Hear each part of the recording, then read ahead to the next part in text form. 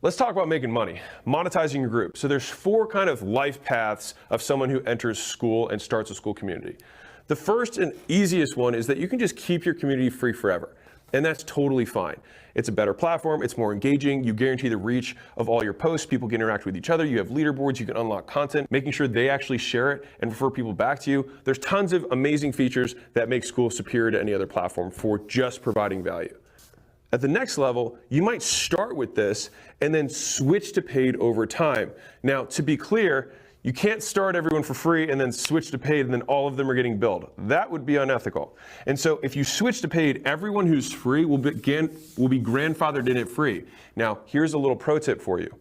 If you know that you're going to eventually go to paid, tell people when you're inviting them that this group will be paid in the future. And so they'll have a stronger incentive to join now. It puts urgency around why, like the big reason why they should join, because it's going to be paid eventually.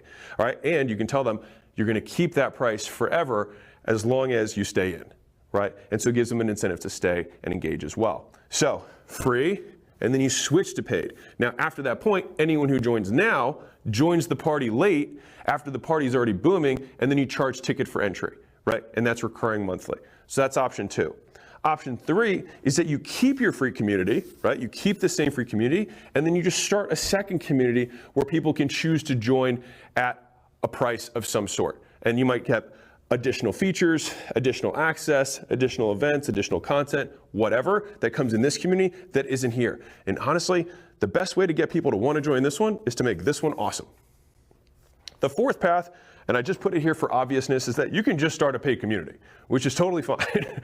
But I like to show all of the paths because people are going to be starting at different points with different skill sets and different assets. Now, what are you going to price your community at?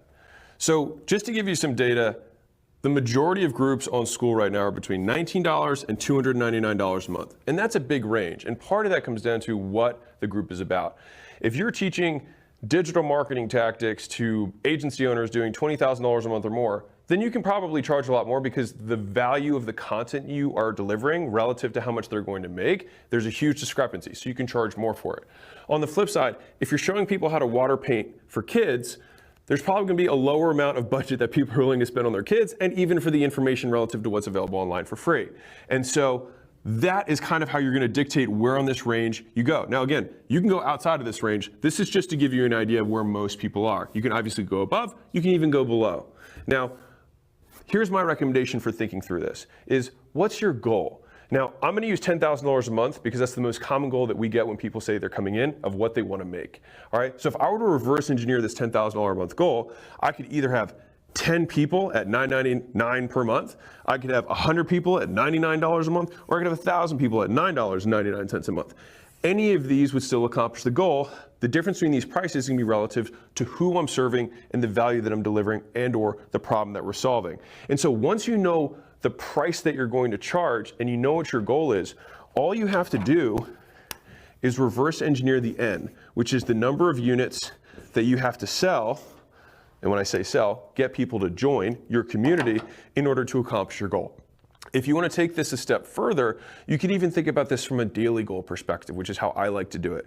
So if I know that I want to get to 100, then I know I have to add 3 people a day. And that's just to get to 100 a month. But if I did 100 in a year, then I can divide that by 12 and be like, okay, well, I need to do, well, shit, I don't know what the math is there. But not nearly as many per month. So I might have to just shoot for 1 every other day and I'll still be able to get there or even higher. All right. And so that's the thinking that I would like you to approach this with, is this is where most people are. You don't have to be there. For you, think about what goal you have and then reverse engineer the N that you need to get into your community to hit your goal. And then guess what?